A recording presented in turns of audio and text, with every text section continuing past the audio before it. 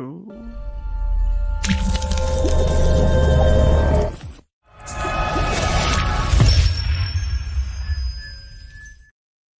What's going on, guys? Pete Nova here with Faceoff Sports Network. I am back today with Anthony Servino. Anthony, it's been a little bit, man. How you doing? Doing great. Looking forward to getting my first rookie mock post-NFL draft. I mean, my initial reaction on a draft, like I don't love the landing spots, and I'm as a dynasty player, this is one of those years I'm happy I don't have a lot of picks. I usually like to try to flip my picks for veterans that can help me win now, and this is one of those years especially I'm happy I did that. Yeah, I agree. We had some, we went live yesterday. We answered some questions, and there was a lot of people that had a lot of picks, and we suggested similar situations of maybe just, going ahead and, trading back some of those picks for some veteran players. I do want to say, Anthony, before we go ahead and start, maybe if you want to at the Facebook group, see if we can get some people, more viewers in there, make sure we're connected. If you have a moment while I kind of get this board running. JT is in here. He said, let's go, guys. Season starts tomorrow. Yeah. I mean, he said kind of, yeah, my first rookie draft, we have a couple leagues possibly starting this week. It's always like that one or two guys that like still have to pay. I know in our league that we just did, Anthony, about a month or two ago with some of the face-off guys and then some other people mixed in. I know we're doing our rookie draft starts a month from now, which I would have preferred to kind of get it done, but I know not everybody is itching like myself and you and some of the other guys to draft like immediately. But yeah, I mean, I think to your point, this was a year where I didn't necessarily love a lot of the landing spots. I got to be honest with you. I think what happened with the running backs is what I expected, in that I think a lot of people kicked, teams wise, kicked the position down the road because there was so much talent there, and maybe they attacked shallower positions and tried to hit it in day three, which we did see a lot of the backs go in day three, but we did get some really good capital day two as well. And we'll talk about some of those players. We have Peter in here, said, hey guys, love the last draft you guys posted yesterday, in the middle of my first rookie draft as we speak. Cool. I don't know if it's a slow draft or a live draft, Peter, but if you have questions while you're doing it, if it's going on right now, feel free to shoot us your questions, and we'll go ahead and help you out as best as we can. And then JT said, I think the running backs had good landing spots, wide receivers not so much. Yeah, I mean, there's like a guy like Jaden Higgins who lands in in Houston. I wouldn't have minded the landing spot, but then you have Jalen Noel. They just added Christian Kirk with Nico Collins. We'll kind of talk about some of these spots as we kind of go ahead and start this draft. But Albert's in here as well. And like I said, guys, if you have questions, let us know. Shoot it in the chat. We'd be happy to help you guys as well. And fellow Pete, yes, we got to stick together here. But I'm going to go ahead and share the board. And me and Anthony are going to do like we did yesterday. And we are going to pretty much go ahead and pick one by one. Anthony will take the 102. I'll take the 101. And then we'll go back and forth and just go from there. First player off the board is going to be Ashton Genty. I feel bad because Ashton Genty is almost like Cameron Ward on draft night, where we just glaze over him because everybody knows it's Ashton Genty. Everybody knew it was going to be Cam Ward. We sat there and listened to Mel Kiper run his mouth about Shador Sanders while Cam Ward was just selected, and you almost forget who actually was the pick at the 101. It's kind of similar with Genty. I don't think this is one of those situations where it's a pretty locked in 101. He finds a really good situation in Vegas with Pete Carroll, and I like the landing spot overall. When you think about what Pete Carroll has done in the last 13 years, Pete Carroll is averaging somewhere around 453 rushing attempts per season with Seattle, which would have ranked 16th last year if comparing to team rushing attempts. Oh, do we have a timer going? Hold on. Yeah, let's pause that. Oh, where the heck is it? What the heck's going on? How did I pause? What the heck's going on? We should be good. Okay. Did you hear it? Did you hear that? Yeah, but there's no auto pick or anything. Yeah, I didn't really start the draft, so I was a little confused there. But to round out what I was saying, more so, look, if Pete Carroll, if you gave him 10 more carries per season on that 13 season sample size, it would have ranked at 10th last year in the NFL. So this is a good spot for Genti. He's going to land in a balanced attack with a coach that wants to run the football, and there's not much competition there. So I like the spot for Genti here at the 101. Yeah, I'm with you on Genti. I love the landing spot. I don't love the offensive line, but the Raiders, they went ahead and drafted Charles Grant, Caleb Rogers, both third-round picks. They might, one of them or both of them might win starting jobs. So they're telling us in the Raiders right now, hey, Pete Carroll style football, we're going to run it. I also think there's going to be a lot of usage out of the backfield in terms of receiving for Ashton Genti, because I don't love this wide receiver room. They brought in Jack Besh, who I like. He's going to probably be a starter in 2 or 3 wide sets. They have, obviously, Jacoby Myers and Brock Bowers, but there should be plenty of targets for Genti with the Raiders. Yeah, I'm kind of there with you. All right, well, let's go ahead and move on here to the 102, Anthony. Who do you got here? So at the 102, it's tough because this is SuperFlex, and we have Cam Ward aboard. We also have Ted McMillan, and depending on depending on your team build, maybe you go Cam Ward. I'm not exactly in love with Cam Ward, but I'm going to still pull the trigger. The reason why, number one, SuperFlex. Number two, I'm not in love with the quarterback per se. He's just the best in a bad class, but I am in love with the situation when it comes to Brian Callahan. They've spent some draft capital the past few years addressing the offensive line. I get he's a little bit older. They brought in Tyler Lockett. I like that veteran presence that he's going to bring to that wide receiver room. Obviously, Calvin Ridley, and they also drafted 2 wide receivers, I believe, on day 3. So Cam Ward, the 102 in a SuperFlex rookie draft. If it's one quarterback, I am going in another direction. But because it's SuperFlex and it's all about Brian Callahan, Cam Ward's my pick here. Yeah, I'm fine with it. Kind of like you said, look, it's likely team dependent. I think if there's a possibility, we always say this, and it's never black and white in dynasty leagues, right? Sure, if you could trade back from the 102 to the 103 with a team that maybe likes Cam Ward and you're comfortable taking Tet, or if you have Travis Hunter, or if you have Amarian Hampton ranked there, and you're fine, whichever one falls to you, that's great. If not, take the player that you're most comfortable with. I'm fine with it being Cam Ward just because, look, at the quarterback position, these guys hold value the most. And look, if Cam Ward has a down year, he's likely still going to be valued as a first-round pick in next year's rookie class. So that's usually the best case scenario. You can't mess up taking a quarterback that went 101. I guess if Tet ends up being generational, you might be a little upset, but overall, I think 102 is fair for him. Here at the 103, I'm going to go with Tet McMillan. Excuse me, just sneezed there real quick. I'm going to go with Tet McMillan here at the 103. We did our draft yesterday, and Travis Hunter went at the 102. Matt's a little bit higher on Hunter than I am. I like the landing spot for Tet McMillan overall. You look at this room, and it's wide open. Deontay Johnson had 50-plus targets last season. He's no longer there. David Moore had 50-plus targets last season.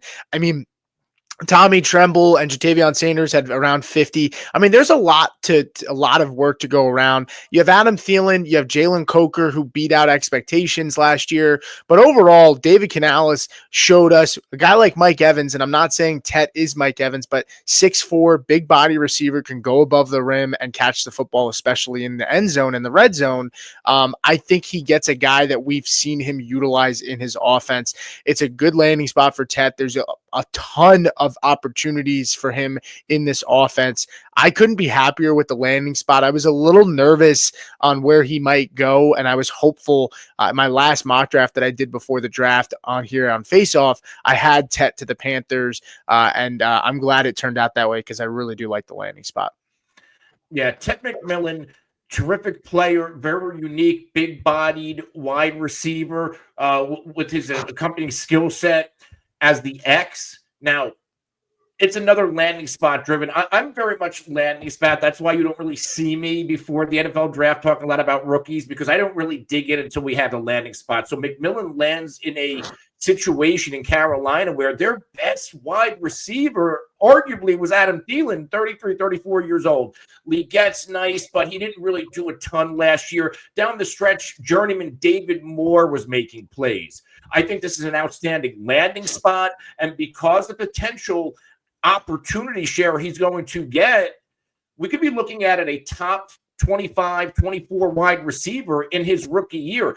And the caveat, as long as Bryce Young in this offense plays like it did down the stretch last year, if we get the first half of the season Bryce Young, Ted McMillan might be an issue. But if we get this Panthers offense that began to click down the stretch, then this kid's going to have a big season.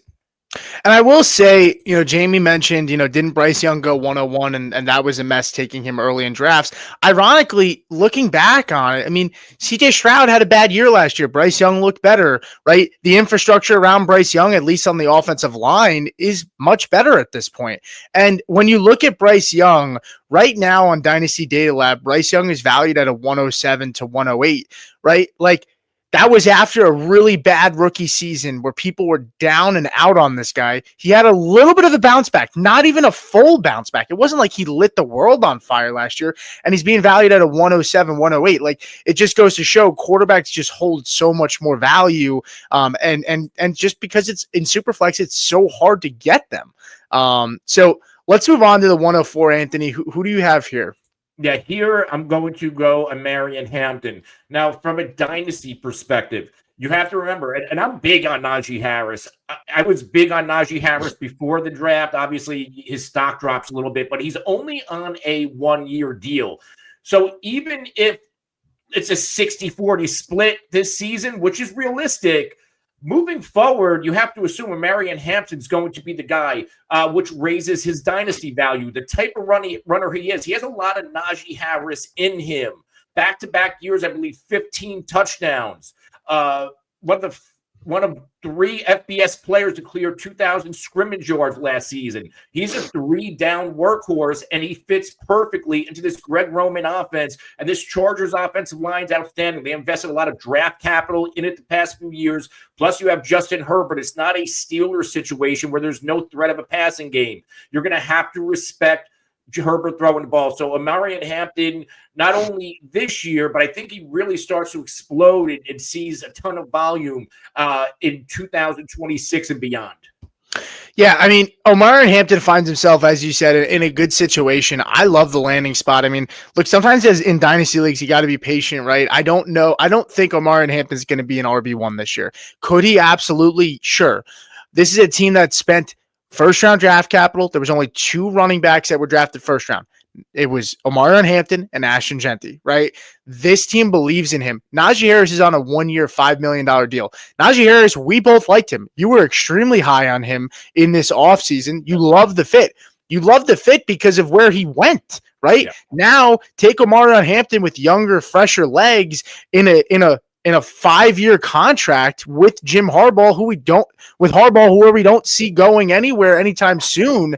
And this offensive line is really good. And so we've seen them like to use 2 running backs in this backfield.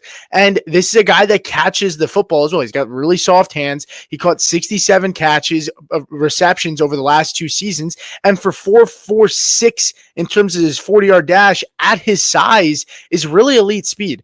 I really like this guy. He kind of reminds me of DeMarco Murray. I don't know, if you put on the tape and you watch him run, they have very similar running styles. And I like the landing spot a lot. I don't know if he's going to be an RB1 this year, but going forward, the situation and the talent, I love this piece. I think he's a top 10 a dynasty running back right off the bat. Absolutely. Okay. Why don't we answer this one question before we get to the next pick? So Pete said that he's in a slow draft. His dilemma is that he's next at the 201 with Henderson possibly sitting there at the 110 if someone doesn't take him. Should I take him even though I'm sitting on Ramondre, which could be dead? Look, It would be crazy not to take Henderson if he somehow fell to you at the 201. I don't see it as it's gonna happen. If it does happen, I would be cashing a lottery ticket because it shouldn't happen. But overall, we're going to talk about Henderson soon. But in general, I'm not super worried about Ramondre Stevenson when it comes to Trevion Henderson. Yeah, you got to remember, Stevenson had fumbling issues last year. And I think that's a big reason why they went out and spent high draft capital on a running back. Plus, Gibson did not work out for this team. Yeah, I agree. But we'll talk a little bit about Trevion Henderson soon. We might be talking about him right now. He said it's only because it's a 10 team. So yes, I could see a little bit more in a 10 team. If somebody's skittish, maybe he does fall. I don't think he should slide that far still. But still, I mean, if he does, I wouldn't be hesitating. I would be taking him. You'll be kicking yourself if you don't. But moving on to the next pick here, we're at the 105, and at this point, I'm comfortable taking Travis Hunter. There have been talks about, is he going to play offense? Is he going to play defense? Liam Cohen pretty much came out and said that they look at him as a guy that's going to play offense, right? Predominantly. My concern about Travis Hunter more so is he ever going to be the number one wide receiver in this offense with Brian Thomas Jr.? I don't know, but you can also make the case. We've seen Devonta Smith thrive next to A.J. Brown, right? Who A.J. Brown is seen as the number one in that offense. We've seen T. Higgins, who was top 5 in points per game last year, next to Jamar Chase, right? Can we see the same here with Travis Hunter in this offense? I feel comfortable about it because there's a lot of vacated targets. Evan Ingram is no longer there, right? They're probably going to throw to the running back because Liam Cohen loves to do that. But with the vacation of Evan Ingram, who had over 100 targets almost every year he was with Jacksonville, or bordering 100 targets. And then they lost Christian Kirk, who was also a guy that saw a decent amount of volume in this offense. So I think Travis Hunter is good pick here at 105. I wouldn't be taking him at the 102. Personally, that's just me. I think Tet's a better wide receiver than Travis Hunter, but Travis Hunter's a better athlete overall. And so I'm comfortable with him here at the 105. Yeah, I like Travis Hunter. I like the offense he landed in. Depending on what team he went with, we might be talking about Travis Hunter being a primary cornerback. I think we're going to see a situation where he's a primary receiver, and there's going to be defensive packages where he's going to be in on. Having Brian Thomas Jr. there, how often, unless Travis Hunter is just this generational wideout, which he could be, is he going to see the double coverage when you have Brian Thomas Jr.? And I think this Jaguars defense is going to be bad. They're going to be throwing a ton. And it's Liam Cohen. Look what Liam Cohen managed to get out of Baker Mayfield and that Tampa Bay offense last season. We could be looking at that type of throwing volume from Trevor Lawrence. So I think there's certainly enough room for both wide receivers to thrive. With a lot of injuries, too. A lot of injuries to that offense last year. And not to say that they were still, setting the world on fire, but he got the most out of his playmakers. Yeah. Cade Otton stepped up. We saw Sterling Shepard catching passes. Jalen McMillan had multiple double touchdown games. So yeah, I mean, I think that's a good point there. You're here at the 106. Where do you kind of feel now? This is kind of where it starts to get a little bit more gray. Where do you sit here at the 106? So at the 106, I'm going to lean running back. I just think their landing spots are a little bit more favorable. And it's going to be one of the two Ohio State running backs, but I'm going to lean Quinshon Judkins here with the Cleveland Browns. More of a downhill runner. He's going to fill the Nick Chubb role, and he's perfect skill set to do so. This is a Cleveland offense. Look at that. They drafted 2 quarterbacks. They brought in Flacco. They have Deshaun. They brought in Pickett. They're trying to figure the quarterback scenario out no matter who it is. I think this is a team that's going to still want to lean on the run. They brought in Dylan Sampson. They still have Jerome Ford, but this really should be Quinshon Judkins' backfield. And again, still a good Cleveland offensive line, an opportunistic defense. They're going to have plenty of chances to score the football. So I think Quinshon Judkins, I'm going to value him a little bit ahead of Trevion Henderson, really because if you look at Trevion Henderson's landing spot, I think we know what Ramondre Stevenson, as long as he's not fumbling the football, he's still a pretty good back. And I think he's, at least right now, a better running back than Jerome Ford and Dylan Sampson, because we don't know what Dylan Sampson is yet. But I just think we're going to see a greater chance of a full workload out of Judkins. Yeah, I mean, when you think about Judkins, I think you said it perfect. Overall, Judkins is almost, I mean, if you go to Player Profiler, their comp player to him is Nick Chubb. That is who they have comp. I mean, when you look at the measurables, how he tested, right? And look, Kevin Stefanski is an it's a friendly offense to running backs, right? Now, last year, just 8 total touchdowns to the running back position, which was tough, right? I think part of that had to do with the fact that, yes, they had some quarterback carousel, and I don't think that's going to be solved this year, but it more so had to do with the fact that Nick Chubb just wasn't the same guy, right? Unfortunately, Nick Chubb was not the same player, and they ended up having to throw the football a ton, right? And they did score a good amount of points last year when Jameis Winston was in there. But overall, I like the landing spot. SEC Freshman of the Year, 1,500 yards, a breakout age of 19 years old, college dominator rating of a 25%.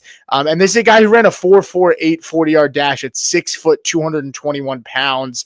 Didn't catch the ball a ton, but I think that had more to do with the fact that Henderson was just that good as a receiver and a pass blocker, and didn't have to do with the fact that Judkins couldn't catch the football. So I'm fine with it there. I think we have some questions here, Rick. We'll get to that pretty soon. Don't worry. We're getting close to hearing one of these guys' names for sure.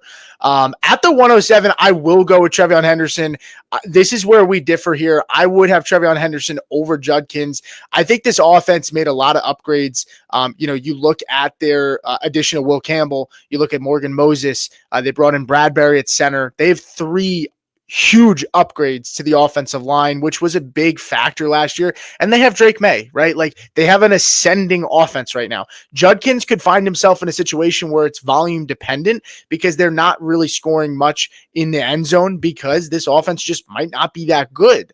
But when you look at the Patriots, I mean, you have Drake May, who looked really solid last year, showed flashes. And I think this is an ascending offense with Mike Vrabel. And to your point, Ramondre Stevenson had a fumbling issue last year. I think they retained him on an extension more so because this offense was so depleted from actual talent. And they were just trying to keep the guys here because they had so much cap space, right? So they kept Ramondre Stevenson, and it was a bad free agent class, right? So why not just keep a guy like Stevenson and use that as a hedge in case you don't land some of the talent that you were hoping for? Look how many times they swung and missed on wide receiver. I mean, they got Diggs, but they were trying for other guys. So I like Henderson. I think he's going to get a lot of the workload here. I think Stevenson's going to be involved still, but it's just Henderson's never going to be the number one guy workhorse in his offense.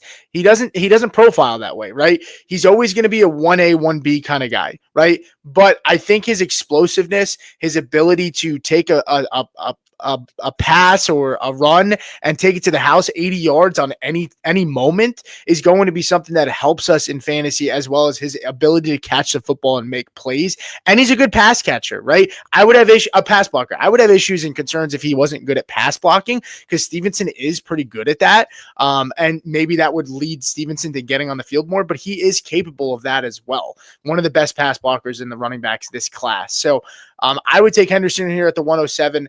There's going to be talks between a lot of people is it Judkins? Is it Henderson? I don't know if there's a right or wrong answer. I lean Henderson. I just think the talent outweighs the opportunity and situation. I think the situation's actually kind of better, but Judkins likely gets more volume this year. So I'm gonna go ahead and make my pick, since I already talked about Henderson a little bit. And this is where the draft becomes really murky in terms of what does your dynasty team need? Because let's say this isn't a startup and you're just in a regular rookie draft.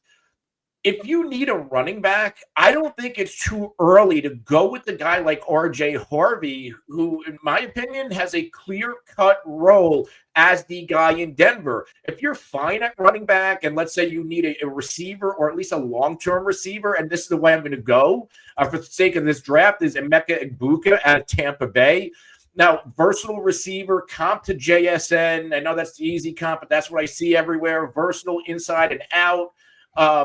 Joins the crowded wide receiver room. McMillan, 8 touchdowns, and he finishes, I believe, a top 19 weekly receiver in the last 5 regular season games, 8 touchdowns in that period. Of course, Mike Evans. Of course, Chris Godwin coming off the injury. Now, when it comes to Godwin, I'm going to first speak on this. Maybe they spent first-round draft capital on him, on Ibuka, because maybe there's a concern about the recovery of Chris Godwin. He is attached to this team, re-signed a 3-year deal. Now, when it comes to Mike Evans, he is aging. He is going to be a free agent at the end of this NFL season. So there is a path, if they move on from Evans, which could very well happen, for Ibuka to have a primary role in this offense as soon as next season. So because of that, I'm going to take Ibuka here. Will he have value in this offense? Sure. They're going to throw the football a lot. Their defense isn't that good. It's a work in progress. So there could be some pop in Ibuka, just like in redraft or in best ball. I'm not willing to go and spend high capital, but in Dynasty, I am. Yeah, look, I love Ibuka coming out. I mean, he had 2 seasons with 1,000+ yards, 10 touchdowns, right? He was productive next to Marvin Harrison Jr. 2 years ago, right, at a young age, which is always good to see a young guy, end up being good in college, right? A young breakout age.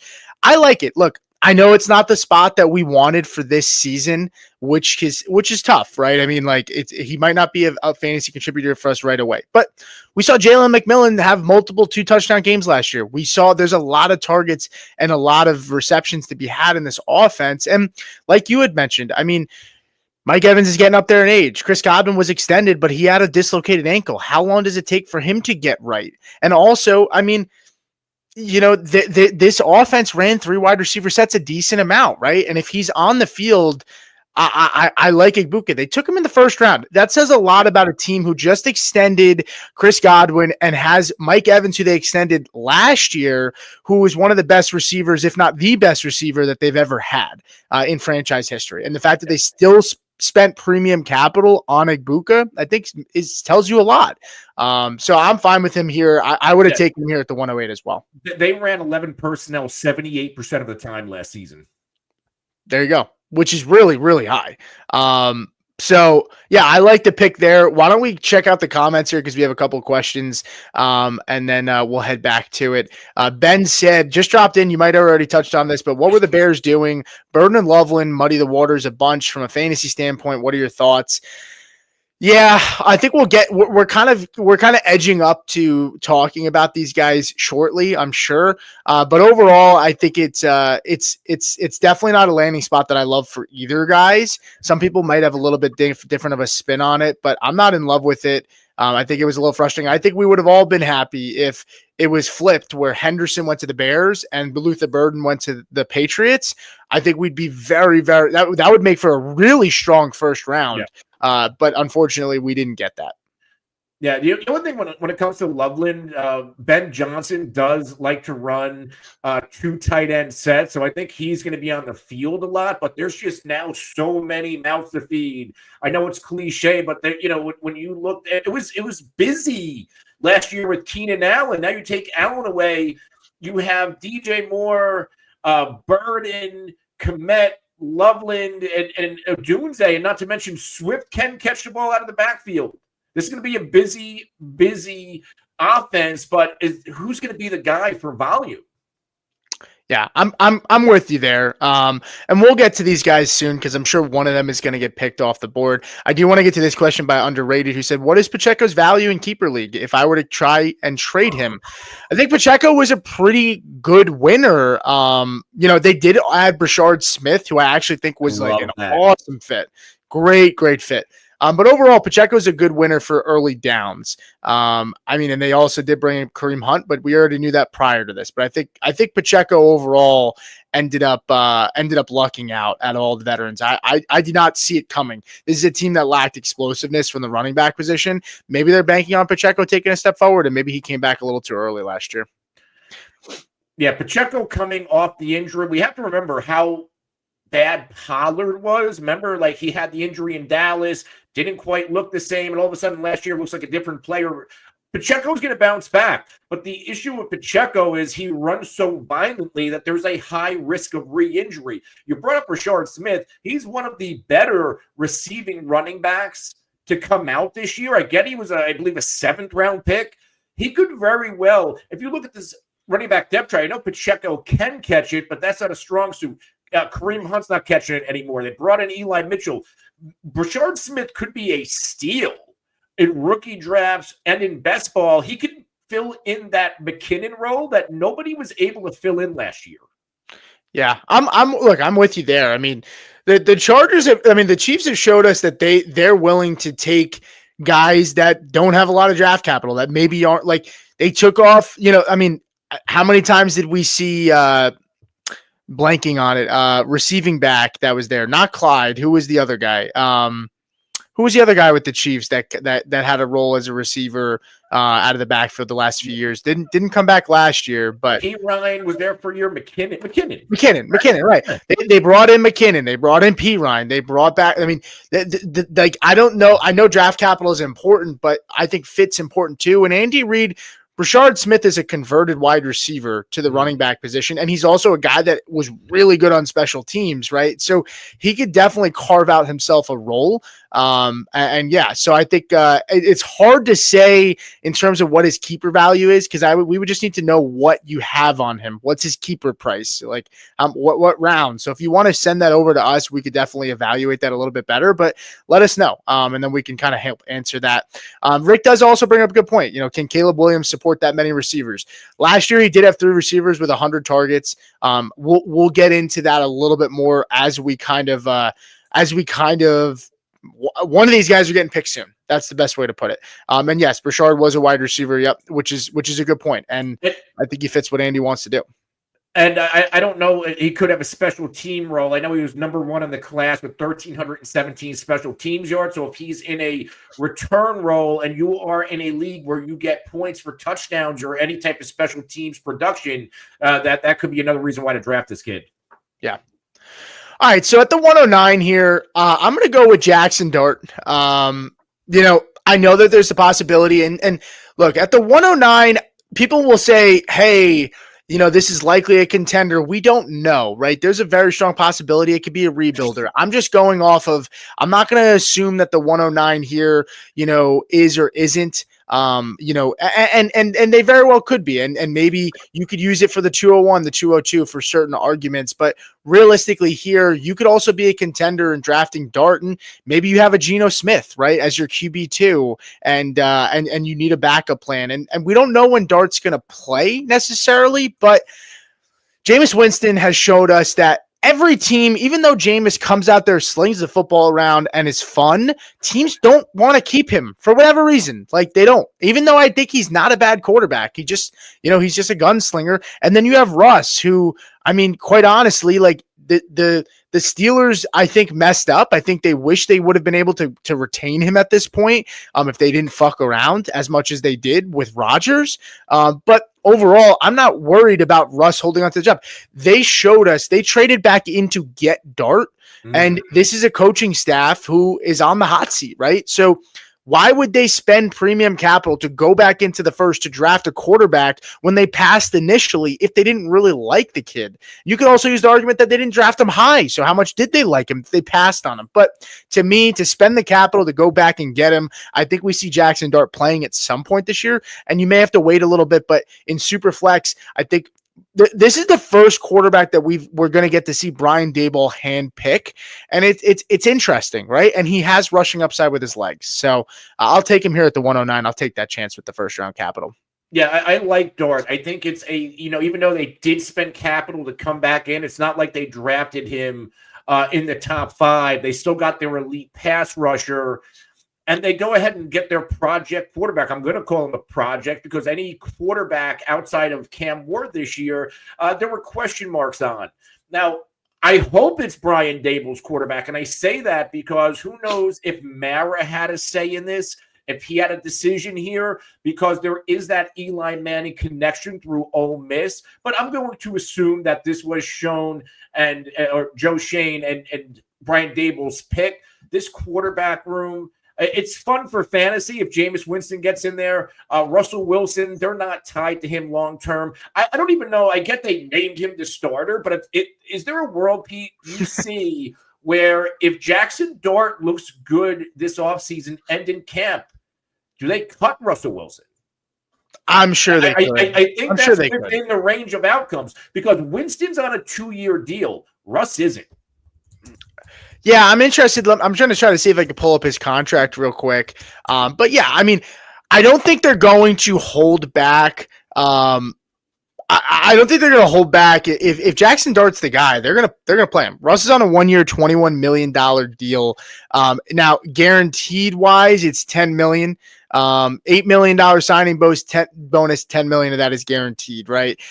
So I mean, there is a world. I definitely think there is a world that they move on from him. But do I think they do? Probably not. But it'd be a $10 million cap hit. This is a team that has the space.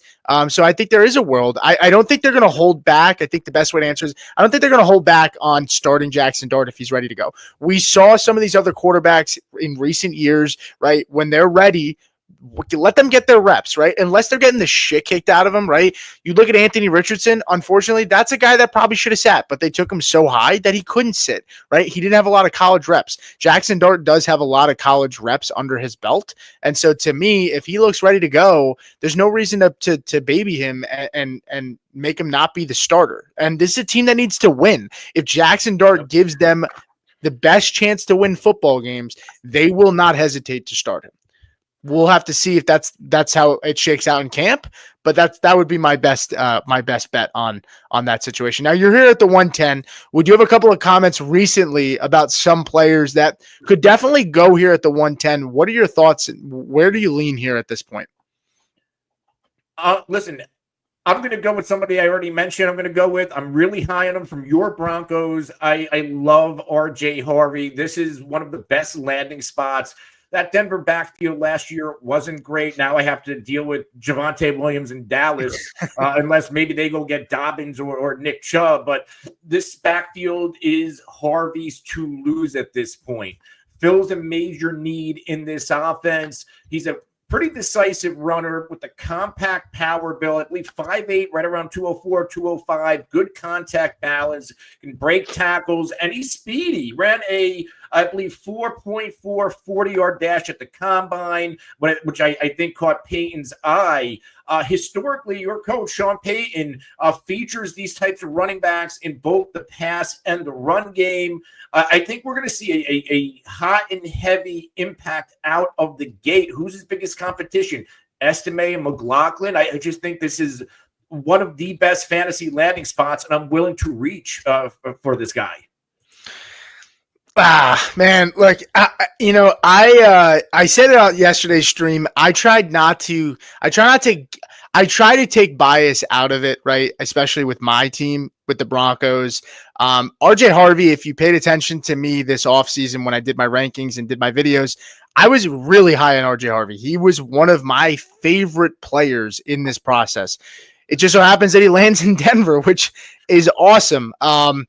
Yesterday on our show, we had Caleb Johnson go ahead of RJ Harvey, and it was my selection.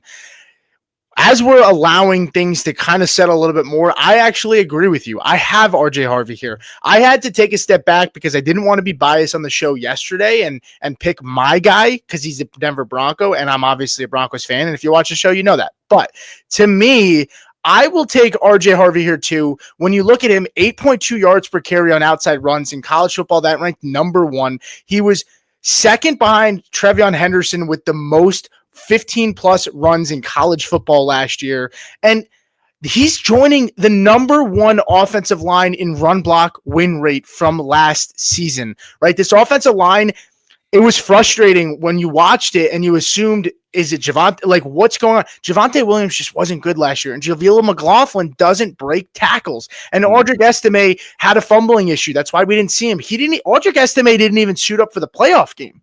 Tyler Batty got the suit up. So I think that tells you what you need to know. The only other thing I would say is Sean Payton has drafted 3 running backs in the top 100 in his entire career. It's been Reggie Bush, it's been Mark Ingram, and it's been Alvin Kamara. They reached a little bit on RJ Harvey. I was not expecting round 2 capital for him, but it just goes to show that Sean Payton felt comfortable enough. And this is a guy that he really, really liked in the process. And I'm really excited. I just hope that he can pass block. That's my biggest concern for him is he had some issues pass blocking in college. But if Sean had the conviction to draft him this high, maybe he saw something in his game and thinks it's something that they can work with and fix. So do you have anything else you want to add to that before we close out and move to the next guy? No, again, barring the Broncos bringing in any other back and outside of what Dobbins and Chubb, there's nothing else out there. Then it's Harvey's job to lose. And I don't think, and I liked McLaughlin last year and the year before that, but I don't think he's going to cut much into the workload. Yeah. The one thing I will say it is to note, they did not sign any UDFAs at the running back position. So even post-draft, they didn't bring in anybody else.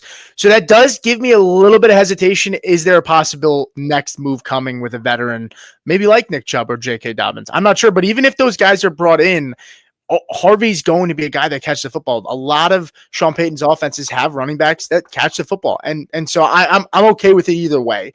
But we'll kind of have to see how it plays out. John came in and said Caleb Johnson fell to RB6. Woof. I have some thoughts about Caleb Johnson. We're gonna definitely get to that soon. I gotta take a look at the board here really quick because Johnson might be the next guy off. Honestly, I'm gonna go with Tyler Warren here. Loveland went before Warren yesterday. It wasn't my selection, but I'm gonna take Tyler Warren here at the 111. To me, I think Tyler Warren, when you look at this room for the Colts last year, they had around 60 total targets to the tight end position. I think we can expect Warren to have around 50 targets, right? And look, he's joining an offense that has some names. Michael Pittman can be moved on from after this year, and there's some murkiness. We don't know if Anthony Richardson's going to be there. If Anthony Richardson doesn't have a good year, he's not going to be the quarterback the following season. Daniel Jones would be the guy I'd be most excited about for Warren if he ends up being the guy. But overall, I'm going to just take the better talent here. I like Loveland's I kind of like Loveland's situation because it feels like he's more insulated. But overall, there's a lot of mouths to feed. DJ Moore just got a big extension. Rome Odunze was first round capital last year. Luther Burden was high end second round capital. Like there's a lot of people there, and they just extended Cole Kmet, who I'm not super concerned about as well in that regard, but. I'll take Tyler Warren here. There is some question marks, but it's just about banking on the talent. And they've been trying to find a tight end for this offense for years. And I think they finally land their guy. So I'm comfortable with Tyler Warren here at the 111. Yeah, I think not the greatest landing spot for Warren. You brought up how many dudes there are in terms of pass catchers: Pierce, Pittman, Downs, Adonai Mitchell, Jonathan Taylor can catch passes, and now you have Warren. This is an offense last year. They were 28th in team pass plays per game. There's not going to be a lot of volume, and I worry that are people so enamored, and they should be, with guys like Brock Bowers and Trey McBride. Is Ty Warren going to be overvalued? I honestly would rather have Loveland, even though there's a lot of mouths to feed in Chicago. I like the offensive mind of Ben Johnson better, and I like the quarterback better. I'm not going to kill you on the pick. You're getting him at pick 11 in a rookie draft. That's great. But like in terms of like redraft best ball, I just don't know if I'm going to even have him in my top 12. Yeah, look, I think we talk about team dependent, and I hate saying this because it feels like such a fucking cop out.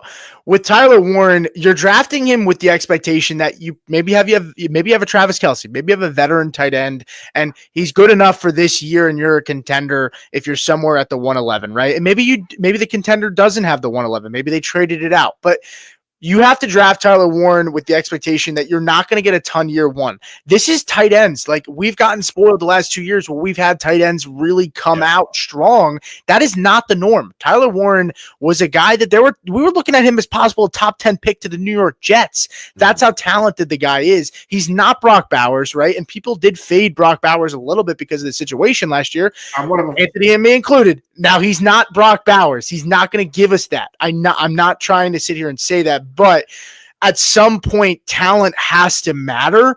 And this is a guy that they're going to find ways to get him the football. I just don't know how much of an impact he's going to make year one, and you have to be comfortable with that. But you're building dynasty teams long-term as well. Otherwise, you should be trading the 111 pick out. If you're not looking to build and you're looking to contend, then you should be moving off of that 111, because most of the guys here at this point are not going to be needle movers for a championship for you if you are a contender at the 111. But Anthony, I've done enough talking. At the 112, why don't you close this out? I think I have an idea who you're going to pick, but go ahead. And maybe this is controversial. It's not going to be Caleb Johnson, but I'm actually going to go with Trey Harris of the Chargers. This is another, and again, and anybody who knows me, listen to the show, I am a landing spot guy, and his landing spot is pretty good. This is a Chargers team that needs wide receiver help. They need it so badly that they brought Mike Williams back. And at this point, what does Mike Williams even have left in the tank? You obviously have Quentin Johnson, a former first-round pick. He flashed a little bit, but he was also flashing more drops in key situations. I think Trey Harris is one of the bigger steals in the draft. Maybe it takes him a couple weeks to get going, but there's a realistic chance that he could climb the depth chart ladder and be starting in 2 or 3 wide sets early. What do you think here? Am I crazy on going Trey Harris this early? But he has the quarterback, one of the best quarterback landing spots you can get. And there is going to be some volume. I get it's a Greg Roman offense, but there were times last year we saw the Chargers throw the football. Yeah, I think Trey Harris is a fine spot for him. I think he should be probably going somewhere around here to the 202. I think that's probably where his variance is for where he's likely going to go. But I think it's a good spot for him. We talk about guys that can make an impact year one. He's definitely one of the rookies, especially at receiver, which we didn't get a lot of them. He is a receiver that can certainly make an impact year one. I'm not worried about Ladd McConkey, but there's not a lot of pass catchers outside of Ladd. I mean, the running back position, yes, Najee and Amari Hampton can catch the football. They didn't really add to the tight end room. Tyler Conklin's a guy. He's not going to earn a huge target share. And then you have Quentin Johnston, and then Joshua Palmer is no longer there. So I think Trey Harris, I think this is a great landing spot, was one of my favorite ones. I think it's a fine pick at the 112. Here at the 2-1, this is where we will go with Caleb Johnson. I know there were some questions about Caleb Johnson already in the chat. The thing about Caleb Johnson, I think this is a really good fit for him. I don't know how high the ceiling is. So Caleb Johnson goes 3rd round, 19th overall. We get day 2 capital. Overall, he was number 1 in breakaway run rate, right? He didn't really run the fastest 40, 4.57, but at a guy at 6'1", 220 pounds, a large frame, I'm not concerned. I also don't care too much about the 40 time for the running back position because guys just don't run in a straight line as much. Now, the thing that concerns me the most is the receptions, right? Is the ability to catch the football, which I think he probably has. He was in Iowa, which is an offense that, quite frankly, does not throw the football for many yards as it is anyway. And so I don't know if it was a product of him or more of a product of the offense. But what I would say is Caleb Johnson faced 7.1 box defenders on average, which was number 2 in this class. He had 9.8 yards per carry versus light boxes in college, ranked number 1 in college football last year, right? For me, the reason I have Harvey ahead of him is because I think Harvey has more upside while Caleb Johnson has more stability. Likely he's going to be a guy. They both can have opportunities, but Caleb Johnson's going to be a guy that's likely. We saw what Najee Harris did. Najee Harris since 2021 has had the most touches of any running back in the NFL, right? Jaylen Warren, I don't think he's going to get that much heavier of a workload. He's going to likely get the 3rd down work.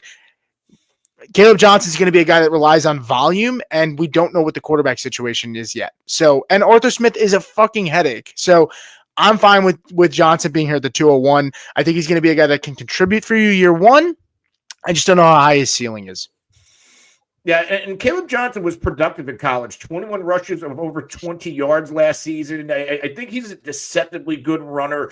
Once he hits that second level, he has showcased that home run hitting ability. And I think he's a capable receiver. It's just not the strongest point of his skill set. But I think you said it all right. What is this backfield split going to look like? Because they do like Jaylen Warren. Jaylen Warren is going to have a role, but you have to assume that Caleb's going to have the early down role. He's going to have that goal line role. And I think what we don't have to worry, we certainly don't have to worry about it anymore. There is no more, because I know Justin Fields was in the mix in terms of like goal line carries. He had some packages. He's no longer there. I think there's some RB2 upside in year one as long as he maintains that goal line role, and this Pittsburgh offense is at least competent. I'm going to assume they're going to bring in Aaron Rodgers. Like, what else are they going to do? Yeah. Peter said Anthony's mic could be a little louder. I'm hearing you pretty loud and clear, but I don't know if anybody else agrees with Peter. Okay. Let us know in the chat. I hear Anthony pretty fine, but if maybe he's low, let us know. Give us some feedback on that. But all right, Anthony, 202. Who do you got here? So at the 202, and this is still super flex, so we do have some quarterbacks on the board, but I don't know if I'm ready to go there yet. So at the 202, here's where I am going to dip into the Colston Loveland pick. Again, crowded offense like Warren, but I said it earlier. Ben Johnson likes to run the two tight end sets. I see Loveland more of the line them up all over the offense, where Kmet might be the inline tight end. And Ben Johnson, he helped facilitate the big years out of Sam Laporta. And I think Loveland could have that Sam Laporta upside if the tight end position is heavily utilized in this offense. If you look at some of the other guys around, like I'd rather roll the dice on the skill set of Colston Loveland in a creative offense and what we think should be a good quarterback than maybe somebody like Matthew Golden or even Luther Burden in the same Chicago offense. I think the path for Burden, when you have a Dunze and DJ Moore, is a little bit rougher for targets, to where, in theory, you would think Colston Loveland should be the better receiving tight end, we believe, than Cole Kmet. And again, we don't know what the hell's happening in Green Bay with all their receivers. So I'd rather roll the dice on the tight end. And also, you have the position scarcity here. Yeah, I think this is kind of where, look, like you could have Loveland at the 111 and you could have Warren at the 202. This is a lot of it's just going to go by preference, right? And there are a lot of situations where, look, Tyler Warren, as the process goes on, there might not be a tight end that gets drafted in round one. They both might settle as early round two picks. I think Loveland will likely be a guy that ends up settling ahead of Warren when it's all said and done, just because people are more confident in that offense. For me, if I'm taking one, it's still Warren at this point in time, unless I'm really banking on somebody to make an impact year one. And at that point, I'm just going to go ahead and trade for a veteran and see if I can get a plus on top of it. But I think Loveland, overall, 202 is a good spot for him. That's a crowded offense, and it's sad, but Luther Burden is going to slip. I'm not taking him here at the 203. I will take a chance on Matthew Golden here. I think, when you look at Jordan Love, this is a guy that is a gunslinger. The biggest concern, and I know you're going to say it, is LaFleur, right? What does he want to do? Is his offense going to be an offense that he wants to continue spreading the ball around and running the football? I think there are concerns about Jordan Love being a gunslinger, and they have to rein him in. But if I'm going to take a chance on a guy, Matthew Golden, with his blazing speed, a guy that can take the top off of a defense and run the entire route tree, with Jordan Love, who's a gunslinger, like, I'm going to take that chance, especially here at the 203. I think this is where his value should have been, even before the landing spot. People got really high on him. Matt, I love you. If you're listening, Matt was extremely high on Golden, and I still think it's fair, right? People are going to have their preferences, and that's fine. I don't think it was necessarily, hey, like, he couldn't go 108, 19, 110, but that's where he was being mocked. I think this is fair for his value. I think this is fair for where he's at. And he's a guy that, look, at the end of the day, he did get first-round capital. So to be getting a guy here with first-round capital early second is really it's kind of where both meets each other, right? I think risk an opportunity kind of meet here, and this is a perfect spot for him at the 203. Again, I think the worry is there's a lot of mouths to feed, but Jaden Reed is a guy that can't run the entire route tree. He's gadgety, right? Christian Watson goes down. I don't know if he's going to show back up this year, and even if he does, what is he going to look like, right? I mean, me and you liked Christian Watson a lot last year. You have Dontavian Wicks, who can't catch the football, and then Romeo Doubs, who continues to be a steady heartbeat, a guy that just catches footballs, doesn't do a ton, but is a good piece in the offense, right? Are you good with Matthew Golden here? Is this too high? Or no, what are your concerns? I think you have to dip your toe in the water at some point. Christian Watson, like you said, we don't know when he's going to be back. And I have never loved any of these receivers. Golden, maybe he's there to fill the Christian Watson role, led the country with 23 receptions of 20-plus yards last season. He could also work underneath. So we can do a lot of things. You can spread him everywhere, similar to Jaden Reed, just slightly different skill sets, more speed here. Not only do we have to worry about opportunity share, but volume. Down the stretch last season when Green Bay was winning, they weren't throwing the ball a ton, and as a result, there weren't a lot of turnovers. If you go look at the splits from the first 7 games and the last 7 games that Jordan Love played, there was only 1 interception down the stretch. When he was throwing it more earlier in the season, he was turning the football over every single game. So that's also a concern, just how much passing volume is this offense going to have, and that obviously trickles down to the receiver. We're going to probably look at an offense, and unless Golden it just turns out to be like a Devontae Adams type player, we're looking at an offense where these receivers are getting here's 4 to 6 targets a game. Go be efficient with them. Yeah. It's going to be interesting. We saw Jekyll and Hyde last year with this offense, right? Jordan Love to start the year was slinging it around. We were pretty excited about what this offense could be. And then they pulled him back in and they reined him in. And then it became the Josh Jacobs show where Josh Jacobs is getting 20 touches a game. And then all of a sudden people are sitting there thinking, I can't believe I didn't draft Josh Jacobs, because who knew? I mean, I think we all were a little worried that Jacobs could have been in more of a timeshare, but Marshawn Lloyd got hurt. Right, there were some injuries for the backups, and then Jacobs just took over that role, and he did pretty well in that opportunity. But here at the 204, Anthony, where do you lean at this point? Yeah, here's where I'm going to go. Jaden Higgins of the Texans, 6'4", 214, another big-bodied receiver, physical receiver, led or second most in the nation with 8 red zone touches, and we know that red zone area is going to be a problem in Houston. Dalton Schultz never really panned out, so we have a big-bodied presence that could bring some upside in fantasy. They also brought in I'm going to call him Jalen Noel. I almost call him Jalen Hyde again, like I did on a different show. But there is a path for opportunity here.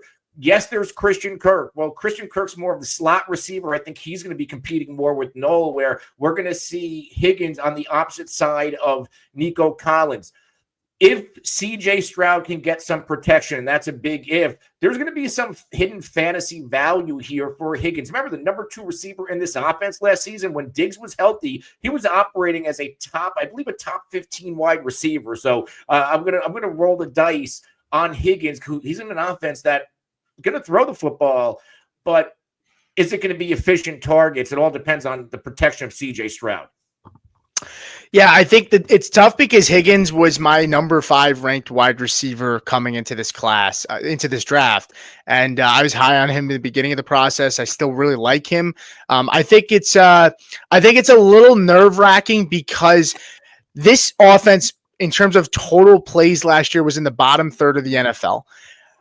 This is a good defense, right? Is this a situation where this offense wants to run the football a lot and lean on their defense, right? And how many opportunities are there to go around? What I would say is Higgins finds himself in a wide receiver room with guys that have issues staying healthy. Yep. Christian Kirk has had his issues. Nico Collins had his issues last year. Nico has never given us a healthy season since he's been in the NFL. Right. And so I think there are concerns there. I like Jaden Higgins. I think this is a fair range if you're going to take a shot on him. I'm a little bummed out because I just don't know how to value him right now. And it's early in the process, but it's one of those things where it's like you really fall in love with a guy in the process, which is what I did with Higgins. And I feel like I'm super down on him at this point. Not just because if one of those guys goes down, he's money, he's dynamite. He is. I mean, if you looked at his profile, he profiles very similar to Nico Collins. So, I mean, that is something that's intriguing there. And it's just a matter of like how much opportunity is there to go around in that offense. But Christian Kirk's on an expiring deal too, so he might not be there. And so Nico Collins, we've seen he's able to play the big slot. Jaden Higgins is a big receiver that has the movement of a slot receiver who also plays on the outside, who could go in the inside as well. So I like Jaden Higgins. I like the landing spot. I just don't know how much of an impact he'll make this year, which is kind of a bummer because I really was excited for him coming out this season. And John said, you should have stayed in love with Higgins. I still like Higgins. Don't get me wrong. Rick said, great insights from Anthony. And so is there anything else you want to say about Higgins before we move on? No, we can move on. Okay. Here at the 205, you start looking at Luther Bird and you say, how much more can this guy slide? I truthfully am stuck with him and Scadaboo at this point. I think I like always taking best player available. I think if I'm looking for a guy to make an impact for me this year, it's got to be Scadaboo, right? I think Scadaboo's in a good situation. I'm going to go with Scadaboo, right? Reason being with Luther Burden, I think he's going to have a year where it's not going to be exciting, and you can likely trade for Luther Burden for a discount, I think is what's going to happen. Cam Scadaboo steps into an offense that is dying for a guy to be a tone setter and a culture that's just has not been good, right? When you look at Cam Scadaboo, he gets 4th round capital, 3rd pick in the 4th round to the New York Giants, a 40% college dominator rating, 89th percentile in terms of burst score. Now, this guy that has really good vision, really good legs. Giants last year ranked 30th in EPA per rush, 30th, 31st in success rate, right? This is a guy that has the ability to change that, right? He was elite when it comes to his actual burst score, and they were 26 when it comes to 26th in I'm losing the is it breakaway runs, or is it's something to the effect of burst score, and I just don't have it in front of me. But the point is, I think this room is pretty wide open, right? Scadaboo forced missed tackles on 30% of his carries. He was second behind Genti last year in total missed tackles, and he caught 45 passes. He does what you're asking Tyrone Tracy to do, but better. He's an all-around back, and I don't think Tyrone Tracy is going to completely go away, but Tyrone Tracy had issues fumbling last year. We were worried that he was going to lose his job, and there were times where he was inconsistent down the stretch because of those fumbling issues. I think Brian Daboll is going to get a guy, and he's probably dying for a guy that's going to be gritty and get in there and be a tone setter, and I think Scadaboo is a really good fit. This is one of my favorite landing spots in this draft. Yeah, I'm with you on Scadaboo, and I was with you on Tyrone Tracy. The fumbling issues down the stretch, and we saw the usage kind of taper back last year. There's going to be a point. I don't know if it happens early. I don't know if he wins the job at camp or in the preseason, but at some point you would believe Cam Scadaboo is going to be emerged as the running back you want on the New York Giants. And again, this is another team, whether it's Russ, whether it's Winston, whether it's Dart, the offense is going to be able to move the football. You have really nice pass catchers here, so I don't think they're just going to be able to stack the box. That's not going to happen. So I think there's a path for this Giants offense and Scadaboo to be sneaky good in fantasy moving forward. Yeah, I'm with you there. Why don't you give us the next pick here at the 206 while I answer a couple things in the chat here? Yeah, this is where I'm going to go. I think the slide has to stop at some point for Luther Burden and the slides here, because we talked about it all show long. We're talking about the Chicago Bears. There is a lot of dudes to feed in this offense. But I guess the only good thing is if you're buying into Ben Johnson, you're buying into Caleb Williams, then you're going to assume that this offense is going to take a leap forward this year. And I'm not saying that Burden's going to just jump over Rome Odunze, because Rome Odunze also has draft capital and higher draft capital, but maybe Burden does have some fantasy value as a full-time guy in 2026 and beyond. As far as any type of like a redraft play or best ball, he's nothing more than a dart throw. So I think we need to at some point roster him in Dynasty in the SuperFlex League. I think this is the perfect spot to do it.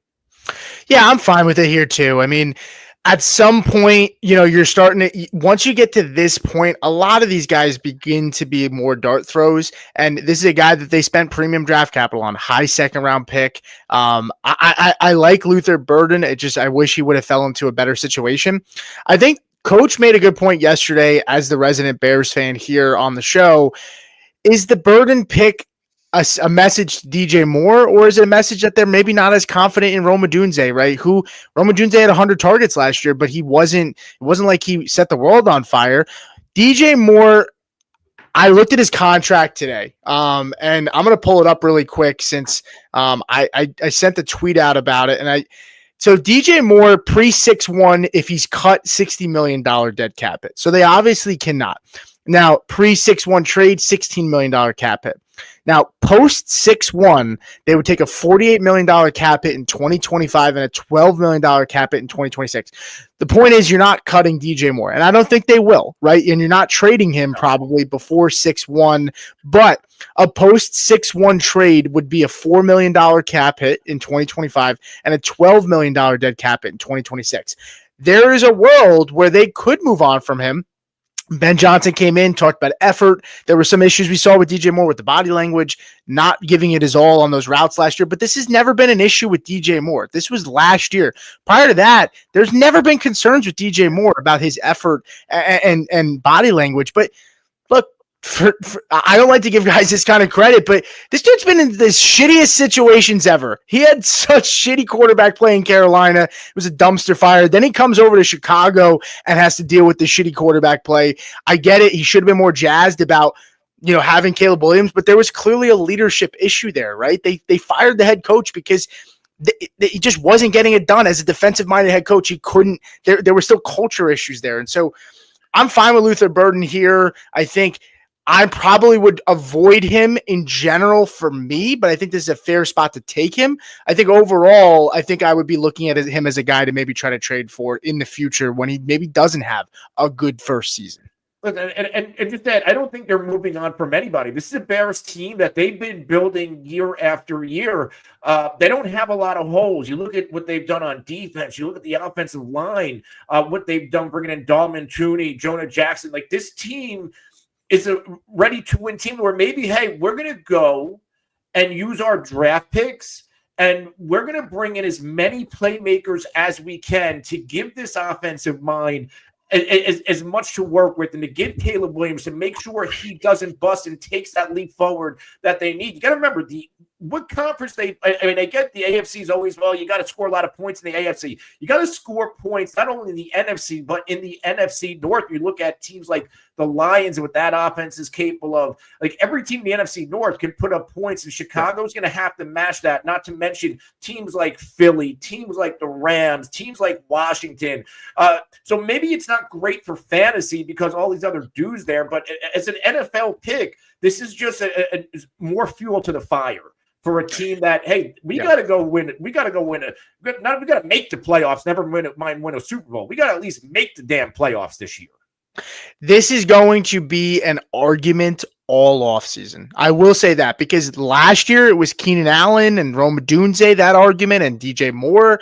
Now we have a young player. Keenan Allen's gone. We don't have the old dusty veteran where you could say, well, Keenan's going to fall off. We don't even have that. But again, 100 targets for 3 wide receivers in this offense last year. It is possible. Yeah. It is possible.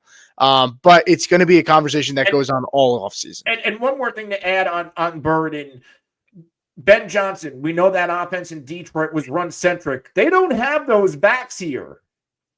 I think this could be more of a pass-centric offense than people think. They don't have Gibbs and David Montgomery. Yeah, I think they missed out. I honestly, truly think they took Burden as best player available because I think they missed out on Henderson. I really do think that's what happened, because they traded back a couple of times in this draft after some good running backs went ahead of them. But here at the 207, I'm going to go ahead and take Kyle Williams. I thought about Jack Besh. I will take Kyle Williams. I think both guys are in similar situations where they're in pretty wide open rooms. Kyle Williams, wide receiver, goes to New England, and this is a guy who started to rise a little bit through the process. He's not the most athletic guy, I'll say that, but I really like the landing spot. I'm really high on this Patriots offense taking that next step forward. They added to this room in terms of the offensive line, and yeah, Stephon Diggs is there, but outside of that, it's really Pop Douglas and Hunter Henry, right? They're talking about Kayshon Boutte is likely going to be maybe possibly traded. I mean, so I like the landing spot just from an opportunity standpoint. I think Kyle Williams, 22 years old, he gets drafted in the third round at the 5th pick in the third round. Really high draft capital for an offense that really lacks playmakers. And I mean, he had a 37.9% college dominator rating. We all saw the clip that's gone around about him dusting Travis Hunter off the line of scrimmage, right? And this is a guy that commanded 73, 67, 89, and 103 targets, right? Through 4 years in college. He wasn't around a ton of talent, but he had 14 touchdowns last year. And so I think it's a good bet. And he's a guy that I'm interested in, especially in this offense. Yeah, there's obviously need for wide receivers to step up. I don't think he's going to take the job of Diggs, but in terms of like the number 2 pass catcher, number 3, because they also obviously have Hunter Henry, I think Williams can step into a significant role and start out the gate. Yeah, I'm not too impressed with this Patriots depth chart, outside of obviously Diggs, and now if Kyle Williams can show something. And a good point. Obviously, Jalen Polk, right, is there, and it's a new coaching staff, right? So maybe there's a possibility that they give these guys a clean slate. James said they also signed UDFA Efton Chisholm. I wouldn't be surprised if we hear his name soon, maybe the next Jalen Coker. I'm not too familiar with him. I'll take your word for it. Maybe it's somebody to take a look at after the show. But yeah, I mean, we'll see how it shakes out. Anthony here at the 208. Why don't you go ahead and give us your next pick? Yeah, here I'm going to go with Tyler Show, New Orleans Saints. This is obviously super flex. Eventually, this guy's going to come off the board. He's going to be the starter in New Orleans unless they swoop in and go bring in a guy like Aaron Rodgers, which I don't see happening. I'm a Kellen Moore guy. This offense does have dudes when Olave is healthy, and they're going to get now I'm drawing a blank. Who's the other receiver that broke out last year? The return receiver. Shaheed.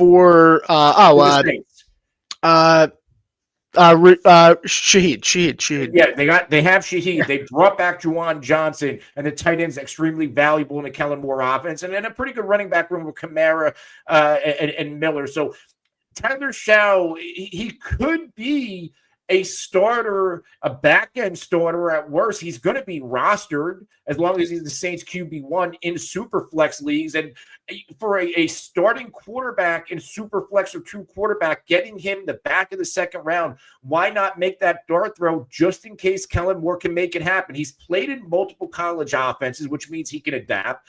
Pretty good arm, can drive the ball to all levels of the field, true pocket passer, good fundamentals. And again, I like this isn't like a piss poor offense when it comes to pass catchers.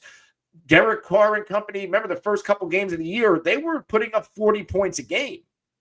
So they have players. So I'm going to take the shot on the QB2 off the board. Crazy to say, it's coming at this point of a rookie draft in Superflex. QB3 off the board. QB3. Yeah, I forgot you took Dart. I think it's fair. I would say Shuck went a little bit earlier yesterday. Coach took him, and if Shuck ends up being good, I will say Coach was extremely high on him and really liked him, and clearly the NFL liked him as well. He got drafted pretty high. I think if you're taking Shuck, I think it's a good dice throw if you need a quarterback, right?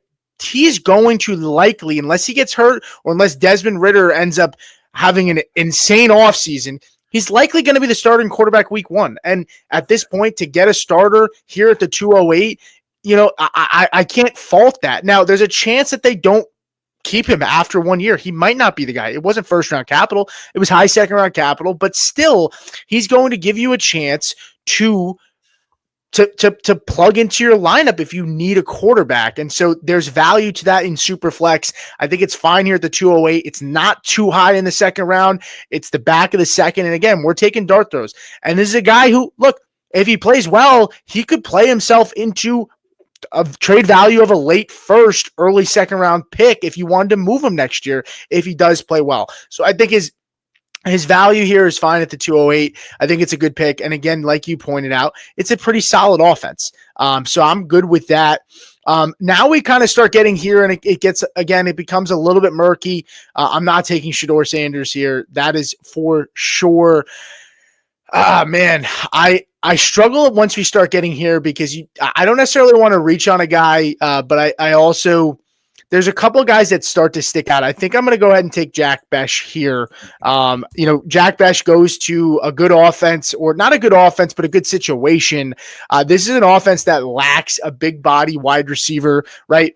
You have Brock Bowers at tight end. You have Ashton Genty. And then you have Jacoby Myers. Outside of that, they had the speedster who, took the top off. I can't remember his name, but he was just a guy, right? I mean, there's really nobody else in this room that sticks out. Besh is a guy that can really help this offense as a big body receiver. How much in Pete Carroll's offense did we see DK Metcalf utilized? Now, DK Metcalf dropped the football a lot. I think that was a problem. He didn't have the strongest hands, but they found ways to get the big body receiver the football. And I think Besh is a really good fit here in this offense. He's gritty. He does the tough things right, and I think that matches up with what Pete Carroll wants. So I think it's a good situation for him, and I like him here at the 209. And yes, Trey Tucker was who I was referring to. Tucker. Yeah, not much to say here. There is a opportunity if he plays well in camp in the preseason where he is the starter in two wide sets. He should be able to outproduce or at least outshine Trey Tucker, who had opportunity last year and didn't really do much with it. Yeah, I'm with you there. All right, go ahead. You're here at the 210. So here I'm going to go with Mason Taylor, tight end of the New York Jets. Now, this is a tight end landing spot I actually love because there's an opportunity for Mason Taylor. When you look at this Jets depth chart, pass catcher-wise, they need somebody else outside of Garrett Wilson. There's not much there. I think they still have Lazard. They lost Conklin. They brought in Stone Smart. Their other young tight end didn't play a lot, and we thought this might have been his year, but they brought in Mason Taylor, who in my opinion is the third best pass-catching tight end in this class. He has shown ability to work the seams, get open on play-action passes, and thrive in traffic. So, this Jets offense, it's probably going to be what we know that Fields isn't a multiple read quarterback. So is there a path for Mason Taylor potentially be get the second most targets in this offense next to Garrett Wilson? I don't think that's crazy to say. Mason Taylor was my third ranked tight end. I think at the end of the day, it's a situation where there's a lot of targets to be had, right? There's not a lot of talent. They really did not add to this room. I think they brought in the wide receiver out of Georgia, which I didn't really love. I don't really understand the Jets process here. I think it just shows that they're probably going to want to run the football a ton. Yeah. They didn't really bring in anybody else. But Mason Taylor, I think I was more bummed just because I don't know what to think of if Fields can get him the football or not. But I loved Mason Taylor. He was my tight end 3. I actually have Terrence Ferguson a little bit higher than Taylor post-draft, the tight end out of Oregon that went to the Rams. But I think it's fine. I mean, they invested heavy capital into Mason Taylor, a heavy second-round capital, and I think it speaks value and volumes into what they think about him. He was the 10th pick in the second round, which is really high, and so I don't mind taking a swing on Taylor here at this point. Yeah, the new Jets OC, Tanner Ekstrom, comes from the Lions. We know that they like to utilize a tight end in their offense, so maybe we see a little bit more tight end usage than we're used to seeing in New York. Yeah. So we sit here at the 211, and I think the thing that sucks about sleepers sometimes is these guys aren't updated, and when we're live, we're trying to pull guys quickly, as quickly as we can. Jalen Noel is a guy that I'll take a chance on here at this point. I do prefer Higgins, but Jalen Noel, the talent is there. when we talk about the Christian Kirk and the possibility of him maybe not being there for much longer, right, and on an expiring deal, Noel can fit in the slot, right, and he could also probably play that Tank Dell role where he is taking the top off of the defense. He has that field stretching ability, so I'll take a chance on Jalen Noel here. I don't have a ton to say about him, to be honest with you. He was the running mate next to Jaden Higgins. Some people had Noel as the better wide receiver over Higgins, and quite honestly, we've seen plenty of times where this has happened, where a team takes a wide receiver round 2 and round 3, and the round 3 receiver ends up being better, right? There is a world where that happens. I'll take the chance on Noel, who got day 2 capital here, and I'll bank on the talent and just the situation as maybe there's some injuries and maybe there's some openings in this room. So I'll take him here at the 211. I'm not going to say I like it, I love it, but I just can't see him falling to the 3rd round. Yeah, so here I'm going to go with Dylan Sampson out of Cleveland, 4th round draft pick. He goes to, and I talked about Quinshon Judkins. Well, he's joining the backfield where Judkins is going to be the lead guy. But what do we know in this Cleveland offense when they had Chubb? Well, they also had Kareem Hunt. They're going to use multiple backs, and there's a really good chance that Dylan Sampson emerges over Ford. I like Jerome Ford. I just think that it wouldn't shock me whatsoever if Dylan Sampson came in here and emerged over him. This is the Cleveland offense that there's a lot of question marks at quarterback, no matter whether they put out one of the rookies or one of the veterans or Joe Flacco. I think they're going to want to run the football to take pressure off of that quarterback position. I'm not saying Dylan Sampson's going to go and take the job from Judkins, but maybe if he emerges as the second running back in this offense, maybe there's 8 to 10 touches a game. Yeah, so I gotta be honest. I am personally not high on Sampson. I know people like him, and I understand it. I'm fine taking him here. I just did my rankings today, and I don't have Sampson in my top 10. Now, I know I'm an outlier because I know people do like Sampson, so I think it's fine to have him here with the draft capital that they spent on him. I personally prefer Tootin, who I'm going to take here at the 301. I think Tootin finds himself in the Liam Cohen offense. I love the landing spot. I think for you, you're probably going to sit there and say, I know you like Travis Etienne. I like Travis Etienne too. I think he has a chance to bounce back. I think those injuries likely added up last year for him, and it just was a shitty situation and an offense that, yet again, under Doug Peterson, was not good, and we expected it to be better. But with Tootin, this is a guy who, look, 4th round pick, 2nd overall in the 4th round, a 4.32 40-yard dash, which is the 100th percentile, 97th percentile burst score, 98th percentile speed score, 6.4 yards per carry, a 38.3 college dominator rating, 10.3 yards per carry if first contact is beyond the line of scrimmage, which was number 1 in this class. So once he got past the line of scrimmage, when he was contacted, he averaged 10.3 yards per carry beyond the line of scrimmage. Again, first in this class. He had 17 total touchdowns last year. And Liam Cohen's offense had 121 targets to running backs last season. 121 targets. I think it's more of what goes on with Etienne and Bigsby more so than Tootin. Tootin will have a role in this offense. I don't know which guy will be the odd man out. I'm banking on Bigsby. Truthfully, I am. But I think Tootin's a really good bet here because we've seen how productive Rachaad White and Bucky Irving were in conjunction last year on the same team in the same offense. Yeah, so next up, I am going to go with Terrence Ferguson. I like the landing spot here with the Rams. You talked about it a little bit earlier.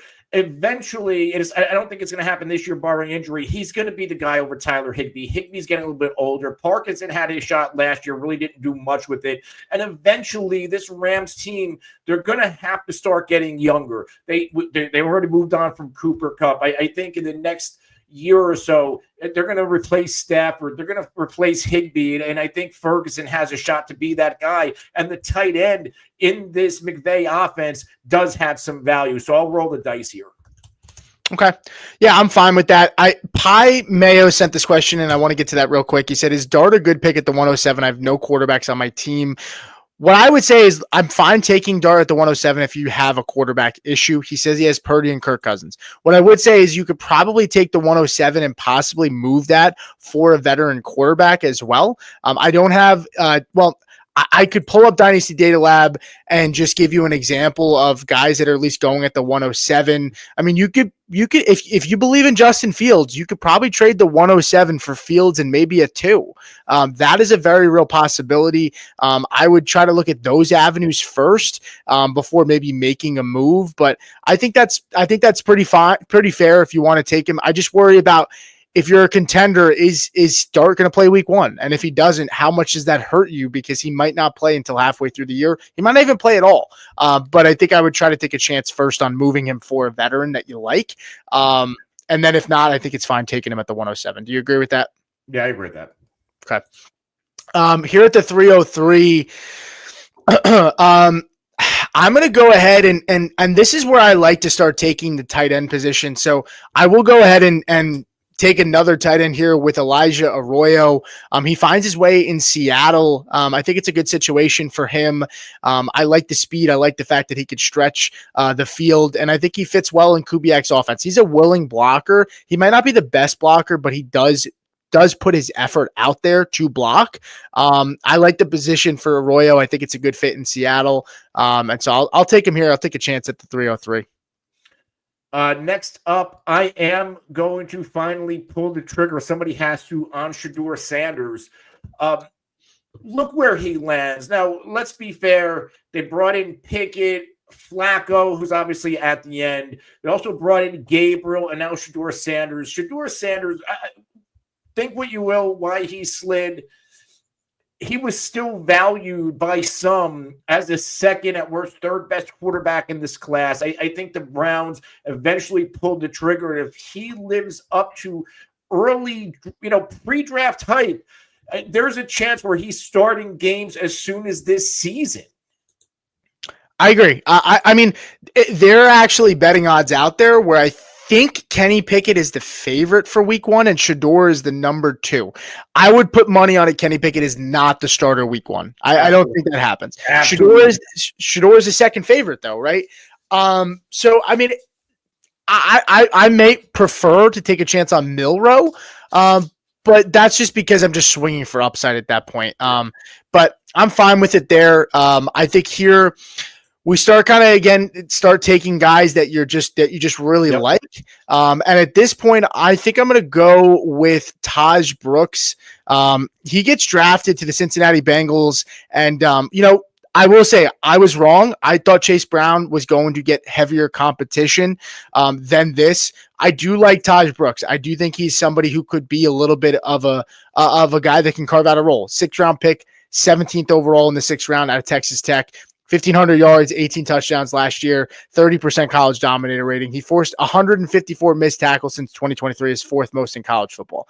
I think he can earn some time in this room. I think Chase Brown is not going to see that kind of workload again. I think he can be effective, and I think he'll be good for fantasy football. Don't get me wrong, but I do think they want to get another back involved. He's not a guy that I think they want to give that kind of heavy of a workload again as the lone back, and maybe he can edge out Zach Moss and carve out a role. So I'll take him here in an offense that's really good and has a really shitty defense. They should be in high-scoring games, so I'll take a chance on Taj Brooks here. Yeah, so I'm going to now go to Jaden Blue of my Cowboys. He was a 5th round pick. That's when they decided to roll the dice on a running back position. And on paper, it's a crowded backfield. They lost Rico Dowdle, but they obviously brought in Miles Sanders, who hasn't been relevant since Philadelphia, and Javonte Williams. And I don't think Javonte is good enough to where if Jaden Blue plays well in camp in the preseason where he could carve out a role. College production last year, 8 touchdowns, 134 carries, 730 yards. Pretty good track record, and he's capable of stepping in and contributing immediately to this offense. Third or mid-third round of a rookie draft, and there's a clear opportunity. Like, I don't think this backfield is locked in the Javonte or even Miles Sanders. You have to remember, past few years, Dallas has brought in veteran names like Ronald Jones never saw the field. Dalvin Cook never saw the field. Who knows what there was one more. I forgot. Royce Freeman didn't see the field. Maybe one of Javonte or Miles Sanders isn't going to make this team. Yeah, I think it's a good pick. We have a question in the chat, but I will chime in a little bit here and just say he had a 25% target rate, which was number 2 in the class on routes that he runs. So he is a good receiving back, very fast, 4.43 40-yard dash. 73% of his yards were actually after contact. And for a sub 200 running back, that's pretty dang good. And it's not like he played at a small school, right? He played at Texas. I think your point is valid. I would have had Jaden Blue here as well.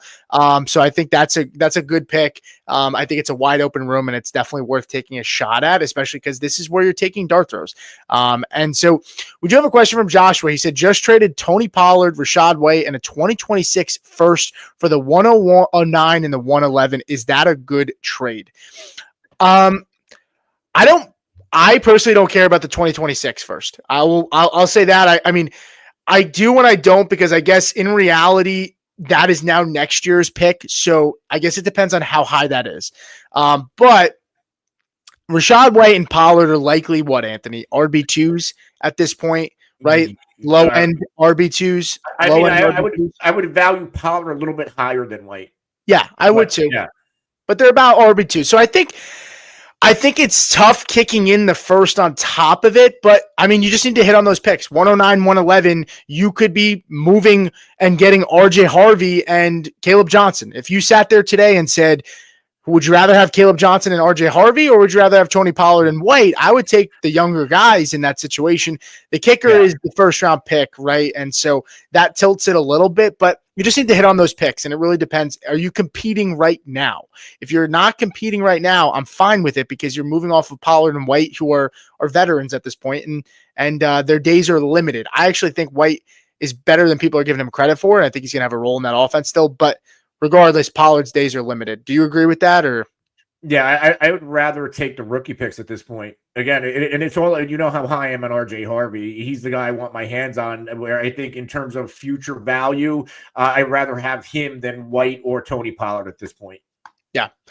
I'm so it sounds, and also got the 102, 103. So what I would personally, I mean, it depends. Are you rebuilding, or what's their situation? I don't know if I want to take that many shots on rookies with the 109 and 111. I might try to move that 111 and maybe try to land Harvey at the 109, or somebody that you like, and maybe move that 111 for like a veteran wide receiver if you're competing.